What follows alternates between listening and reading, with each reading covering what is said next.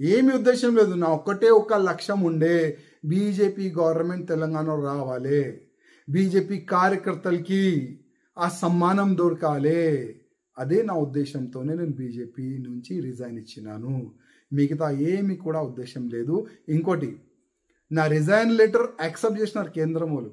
ఎందుకు తెలుసా? ఇది కూడా ఒక సీక్రెట్ ఉన్నది. కొన్ని యూట్యూబ్ ఛానళ్ళు, కొన్ని మీడియాలు ఒక వార్త నడిపినారు. రాజా సింగ్తోని అమిత్ షా గారు ఫోన్లో మాట్లాడుతున్నారు, రాజా సింగ్ కేంద్రం అధికారులతోని డైరెక్ట్ సంపర్కంలో ఉన్నారు, ఇట్లాంటి కొన్ని వార్తలు నడిపిస్తున్నారు. అదే వార్తలకి ఇక్కడున్న కొంతమంది దొరలు కటింగ్ చేసి కేంద్రంకి పంపిస్తున్నారు. చూడండి, రాజా సింగ్ ఇట్లాంటి ఫేక్ వార్తలు నడిపిస్తున్నారు అని కేంద్రంకి ఫేక్ ఇన్ఫర్మేషన్ ఇస్తున్నారు. ఇక్కడ నుంచి ఢిల్లీ వెళ్ళాలి, చెవు కోరాలే, నా పైన ఒక బ్యాడ్ రిమార్క్ తీసుకొని రానికి వాళ్ళు చాలా అంటే చాలా బలం పెట్టినారు. వాళ్ళు సక్సెస్ అయినారు.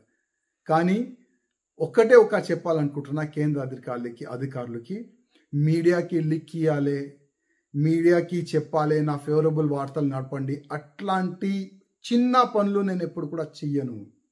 ఏదైనా ఉంటే డైరెక్ట్ చెప్తాను, ఆ బలం నాకున్నది. కానీ మీడియాకి లిక్ ఇవ్వాలి ఆ అలవాటు మీకు నాకు లేదు.